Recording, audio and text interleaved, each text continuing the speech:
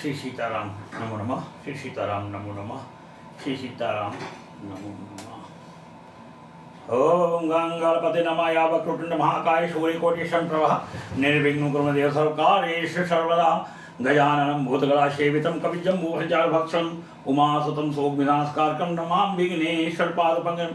जो हाथी के समान मुख वाले हैं, भूतगणा से सेवित रहते हैं, कैथा तथा जामुन फल जिनके लिए प्रिय भोज्य है, पार्वती के पुत्र हैं तथा जो प्राणियों के शोक का निवारण करने वाले हैं, उन विघ्नेश्वर के चरण कमलों में मैं नमस्कार करता हूँ। रामचरितमानस का हिंदी में अनुमोदन होने जा रहा है। भक्तों मन लगा के सुने। पहले पवन पुत्र सबसे पहले हनुमान जी को निमंत्रण है। श्री हनुमान जी कथा प्रारंभ होने जा रही है। आप भी विराजमान होइए। भोलेनाथ जी माता पार्वती समेत आप भी विराजमान होइए। कथा का श्रवण करिए। सभी भक्तों को राम राम। कहते हैं गरल सुधारी पुकरई मिताई, गोपद सिंधु अनल शीतलाई। राम सिया राम जय जय राम। भगत हेतु भगवान प्रभु, राम धरे तनु भूप। किए चरित पावन परम, प्राकृत नर अनुरूप।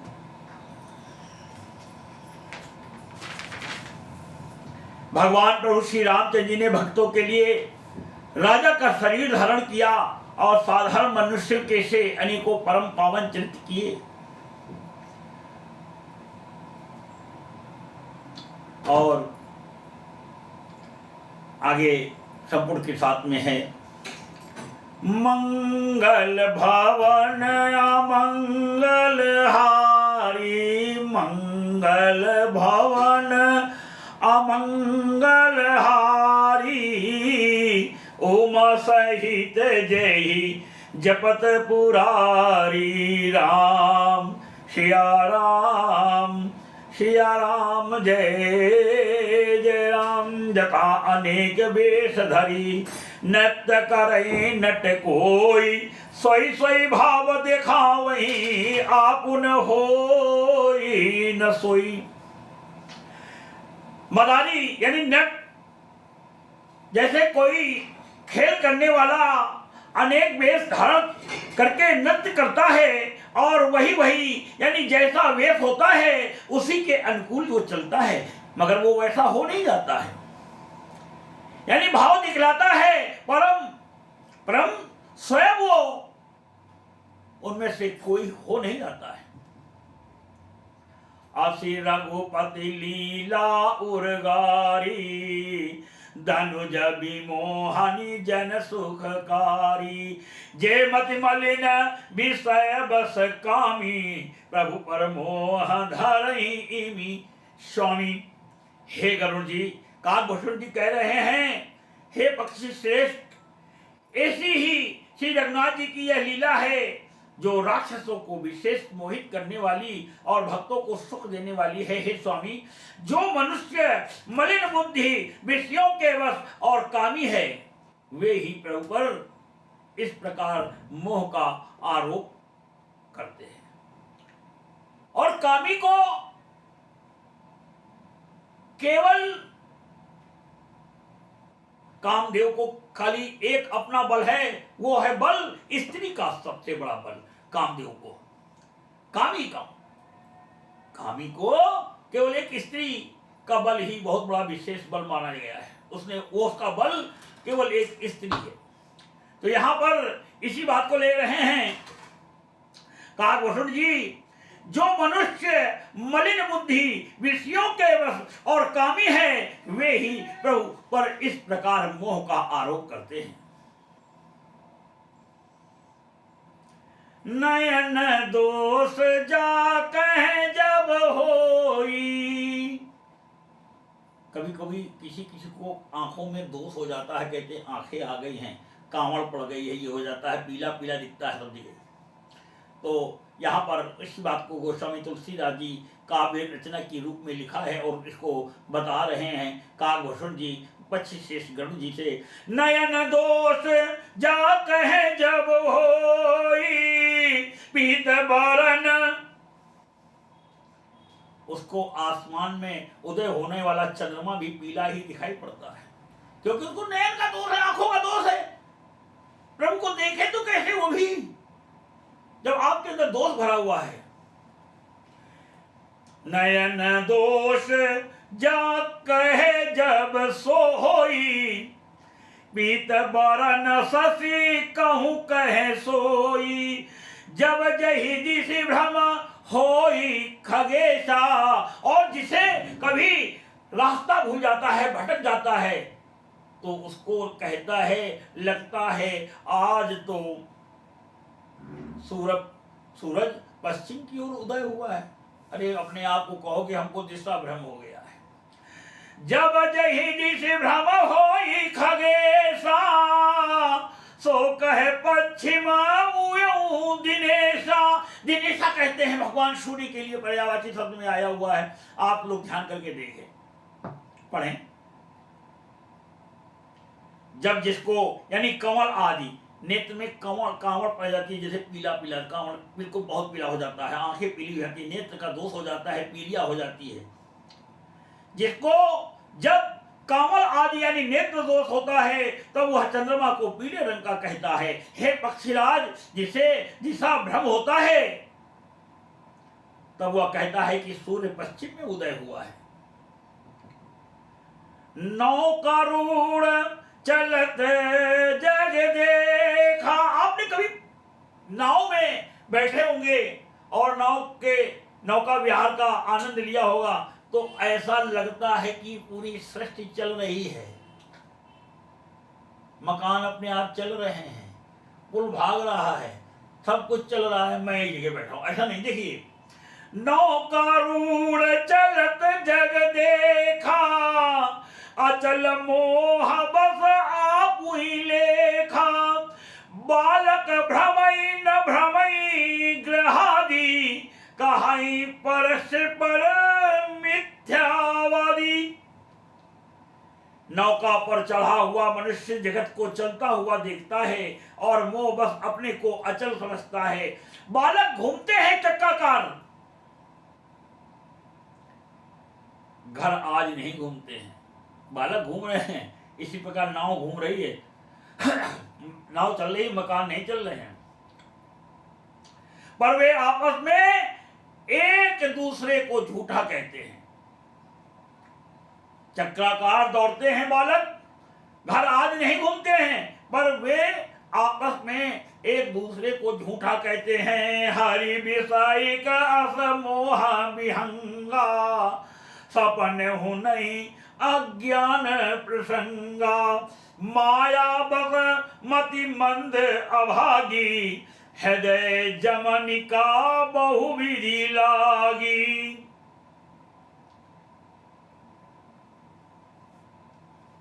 हे गरुड़ जी,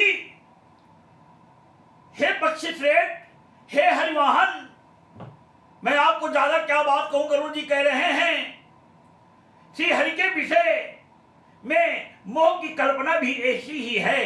भगवान में तो स्वप्न में भी अज्ञान का प्रसंग यानी अवसर नहीं है, किंतु जो माया के वश में है, माया बड़ी प्रबल है, और वो माया किसके अधीन है? माया पद के स्वामी यानी भगवान राम के, विष्णु जी। अरे उसकी वंदना करिए, उसकी विनती करिए, उसकी पूजा पाठ करिए, उसका यश गाइए, फिर देखिए माया आपको एक छू के निकल जाए, तो बताइए। हर विषय का असमोह विहंगा, सपन हो नहीं अज्ञान प्रसंगा, माया बस मति मंद अभागी, हृदय जमनिका बहुविधि लागी। हे गरुड़ जी, श्री हरि के विषय में मोह की कल्पना भी ऐसी ही है। काकभूषण जी कह रहे हैं भगवान में तो स्वप्न में भी अज्ञान का प्रसंग यानी अवसर नहीं है, किंतु जो माया के वश मंद बुद्धि और भाग्यहीन हैं। भाग्यहीन कैसे? अरे भाई चलनी में दूध दूहने जा रहे हो, चलो ठीक चलनी में दूध दूह लो, अच्छी बात है। जो नीचे दूध में कूड़ा वगैरह पड़ जाता है, भैंस या गाय के ऊपर जो गोबर लगा रहता है या भूसा लगा रहता है, तो वो चलनी में दूध दूहने से ठीक है, मगर उसके लिए आपको प्रयास करना होगा, उसके नीचे कोई बर्तन लगाना पड़ेगा सतह वाला, तब तो दूध रुकेगा। आप तो भाग्यहीन हैं, केवल चलनी में दूध दो रहे हैं और दोष विधाता पे दे रहे हैं। आप कर्म नहीं कर रहे हैं अच्छा, और मिथ्या दोष विधाता पे देते हैं कि मेरा प्रभु ने सब बिगाड़ दिया है। कोई किसी का नहीं बिगाड़ सकता, अपने अपने कर्मों का फल है, यही मिलता है, यही मिलेगा, यही मिलकर रहेगा और यही सब छूट जाएगा। प्रयास तो करिए, चलनी में दूध दूह रहे हो, कोई गलत बात नहीं है, मगर उसके लिए प्रयास करिए, उसकी कोई सतह वाला बर्तन लगाइए, तब तो दूध वहां रुकेगा। भगवान पे मिथ्या दोष लगाते हैं। जो मंद बुद्धि और भाग्यहीन हैं और जिनके हृदय पर अनेकों प्रकार के पर्दे पड़े हैं, ते सट हस बस संशय करही, निज अज्ञान राम पर धरही। वे मूर्ख हट के वश होकर संदेह करते हैं और अपना अज्ञान श्री राम जी पर आरोपित करते हैं। दीन दयाल विरद संभारी, राम सिया राम सिया राम। हरहु नाथ मम संकट भारी, राधे राधे श्याम। काम क्रोध मद लोभ रद, ग्रह सक्त दुख रूप। ते किमि जानहि रघुपति, मूढ़ परे तम कूप। गहरे अंधकार के कुएं पड़े हैं, तम कूप, अंधकार गहरे कुएं में। आगे रचना की हिंदी में अर्थ लीजिए। जो काम क्रोध मद और लोभ में रत हैं और दुख रूप घर में आसक्त हैं, वे श्री रघुनाथ जी को कैसे जान सकते हैं? वे मूर्ख तो अंधकार रूपी कुएं में पड़े हुए हैं। विश्व भरण पोषण कर जोई, सीताराम सीताराम। विश्व भरण पोषण कर जोई, ताकर नाम भरत से होई। निर्गुण रूप सुलभ अति, सगुण जान नहीं कोई। सुगम अगम नाना चरित, सुनि मुनि मन भ्रम होई। निर्गुण रूप अत्यंत सुलभ है, निर्गुण रूप अत्यंत सुलभ है, यानी सहज ही में समझ में आ जाने वाला है, परंतु गुणातीत दिव्य यानी सगुण रूप को कोई नहीं जानता।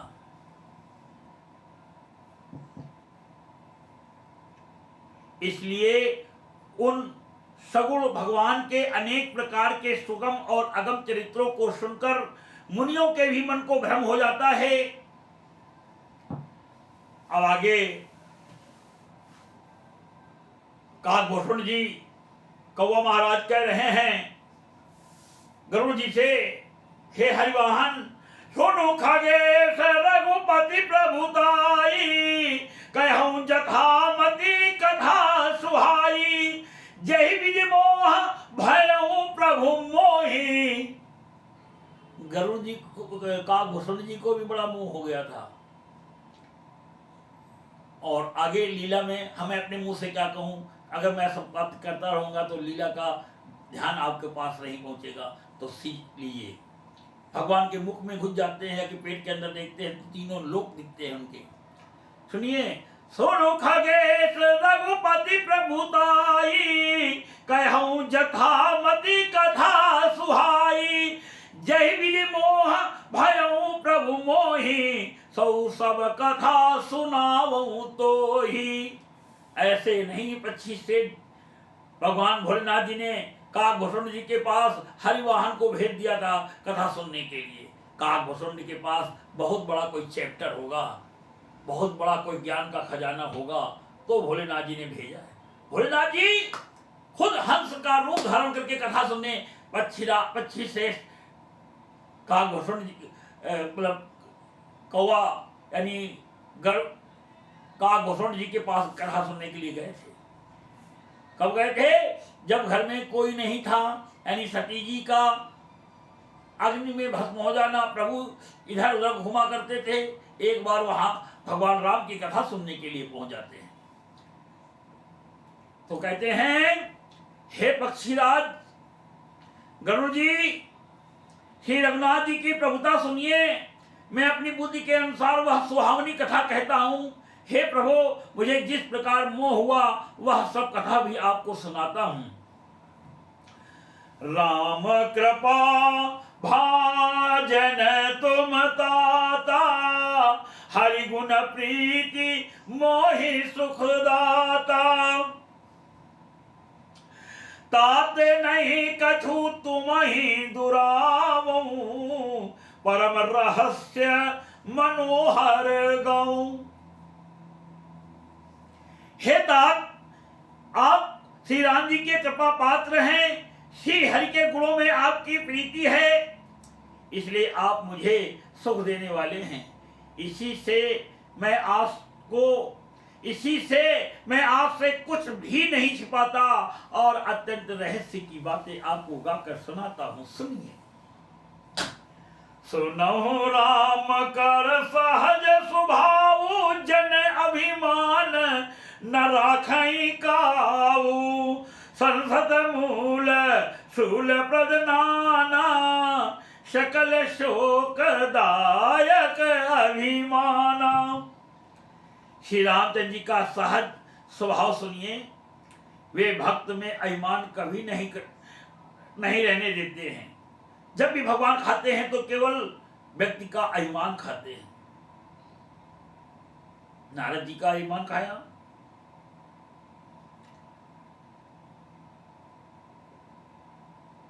क्योंकि अभिमान जन्म मरण रूप संसार का मूल है और अनेक प्रकार के कलेशों तथा समस्त शोकों को देने वाला है। ताते करहि कृपा निधि दूरी, सेवक पर ममता अति भूरी। इस प्रकार भगवान प्रभु उसके अभिमान को खाते हैं कि एक रचना है, एक माता का एक बालक है, बालक के शरीर में फोड़ा आ जाता है, निकल आता है। बालक रात भर न मां सो पाती है न बालक ही सो पाता है। उस व्याधि के कारण माता को बड़ा क्लेश होता है, बहुत कष्ट होता है, क्योंकि बालक की पीड़ा माता को देखी नहीं जाती। सुबह प्रातः होते ही रात भर बालक जगा है, पीड़ा से कराया है। माँ भी बेचारी पीड़ा से हृदय में रखे हुई, पेट में रखा है उस माँ ने, तो उसको तो पीड़ा होगी ही। रात भर वो माँ नहीं सो पाती है, बालक नहीं सो पाता है, पीड़ा होती है व्याधि के कारण। जो फोड़ा बयान फुंसी होती है उनको व्याधि बोलते हैं। उस व्याधि के कारण सुबह उठते ही माता किसी वैद्य के पास जाती है और उसको कहती है, प्रभु डॉक्टर साहब, वैद्य जी, हमारा बालक रात भर नहीं सोया, बहुत पीड़ा से पीड़ित है। तो वैद्य कहता है, माता आप इस पीड़ा को दूर तो हो जाएगी, इसके लिए मुझे इसमें चीरा लगाना पड़ेगा। माता सोचती है, अरे बाप रे बाप, अरे कितना बड़ा ये वो हो जाएगा, एक तो फोड़ा बालक से छुआ नहीं जा रहा, उसमें चीरा। मगर कहती है, माँ एक दिन की पीड़ा है, 1 मिनट 10 मिनट की पीड़ा है, चीरा लगा दीजिए जिससे ये व्याधि खत्म हो जाए और बालक सुख से रहे और रात में सोए, मैं भी सोऊं, बालक भी सोए, माँ के हृदय में इससे बड़ा कोई कष्ट नहीं है। इसी प्रकार जब वो फोड़ा चीर दिया जाता है तो बालक को रोता है, छटपटाता है। माता के हृदय में बड़ा क्लेश होता है, माता के हृदय में बड़ा क्लेश होता है।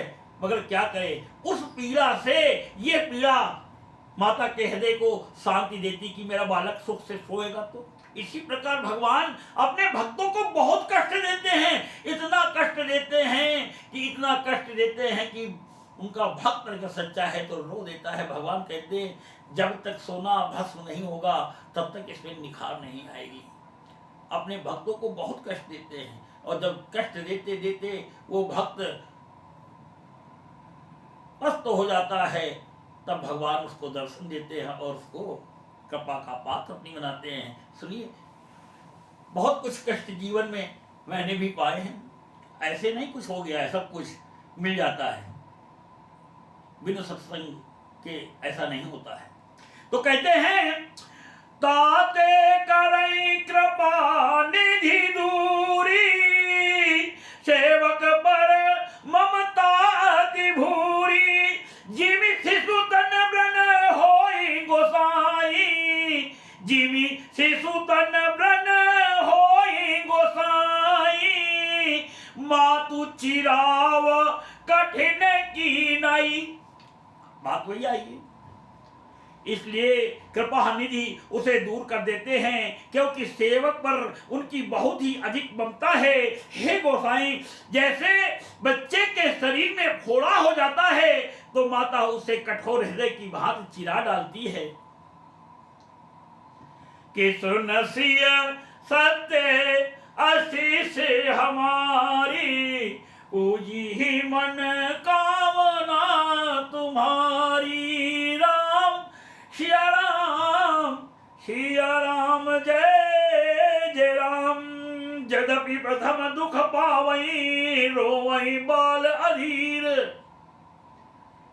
जैसे फोड़े पर डॉक्टर हाथ रखता है, बहुत बालक रोता है, और फिर उसको चीरा, उस माँ के हृदय में कितना कष्ट होता है, मगर उस माँ के हृदय में ये तो होता है कि मेरा बालक इस व्याधि से मुक्ति तो पा जाएगा। इसी प्रकार भगवान अपने भक्त को बहुत पीड़ा देते हैं, बहुत कष्ट देते हैं। भगवान को भी बहुत कष्ट होता है, जानते हैं ये मेरा भक्त है, और उसकी पीड़ा हरने के स्वयं श्री हरि अपने शास्त्र सेवकों के द्वारा उपस्थित हो जाते हैं।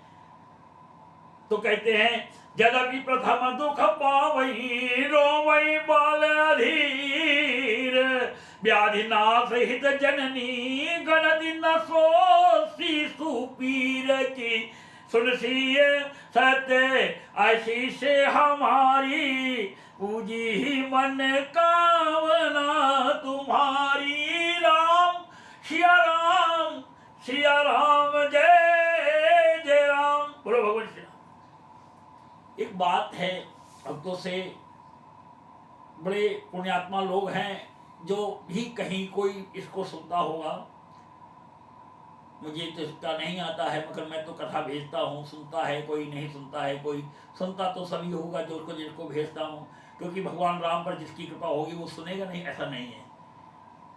मगर लोगों को एक चीज है, एक कि व्यक्ति को झुकना सीखना चाहिए, और झुक करके ही कुछ आप प्राप्त कर सकते हैं। माता पिता के सामने झुकेंगे तो आशीर्वाद पाएंगे, गुरु के आगे शिष्य झुकता है तो ज्ञान पाता है। और जहां कुछ आप छोटे हैं, अपने भाइयों, अपने सभी इष्ट भाइयों, 4-5 भाई हो, उनके आगे झुकना सीखो। अगर आप तने रहोगे, ऐट करके रहोगे, एक दिन चौड़े हाथों आ जाओगे तो झगड़ा करोगे, तन के रहोगे तो पकड़ करके ले जाते हैं और वहां मुर्गा बना देते हैं, सारे लोग झुक जाते हैं। वहां झुकते हैं कि नहीं झुकते हैं? तो झुकना सीखो, मगर कैसा झुकना सीखो? विनम्रता के साथ, नम्रता के साथ, अपने लक्षणों के साथ, कुलक्षणों के साथ नहीं, लक्षणों के साथ झुकिए और झुक करके देखिए, आपके जीवन में मंगल ही मंगल होगा। मगर ऐसा मत झुकिए, ऐसा मत झुकिए जैसे जब बिल्ली झुकती है तो हमला करती है, अपने शिकार को पकड़ती है, उसका हृदय कठोर है। धनुष हमेशा झुका ही रहता है, मगर जब उस पर बाण चलता है तो व्यक्ति के हृदय को वेद देता है। ऐसा भी मत झुकिए। और अंकुश, जिसे कोड़ा कहते हैं, वो तो हमेशा ही झुका रहता है नीचे, मगर जिसकी चमड़ी पर पड़ता है उसकी खाल को उधेड़ कर रख देता है। ऐसा झुकना भी ठीक नहीं होता है। ये असाधु हैं, दुर्जन हैं, दुष्ट हैं। सज्जन जब झुकते हैं तो प्रकाश लाते हैं, सज्जन जब झुकता है तो प्रकाश लाता है, और दुष्ट जब झुकता है तो खून निकाल लाता है। तो झुकने की आदत बनाइए, और झुकने, जिस वृक्ष में फल लगा होगा वही झुकेगा। ताड़ का पेड़ क्या झुकेगा, उसमें तो फल लगते नहीं। आसमान देखिए झुकता है, जल की वृष्टि करता है, खेती के लिए फायदा होता है, उसका भी झुकना सही है। तो व्यक्ति को झुकना सीखना चाहिए, कितना भी कष्ट आ जाए। क्या लेके आए थे, क्या लेके जा रहे हो, क्या लेके वो चले जाएंगे जो तुम्हारा ले गए। श्री राम श्री सीताराम नमो नमः, श्री राधे कृष्ण नमो नमः, श्री हनुमते नमो नमः। बोलो भगवान श्री रामचंद्र की जय। कथा विसर्जन होत है, सुनहु वीर हनुमान, जो जन जहाँ ते आए हो, करो वहाँ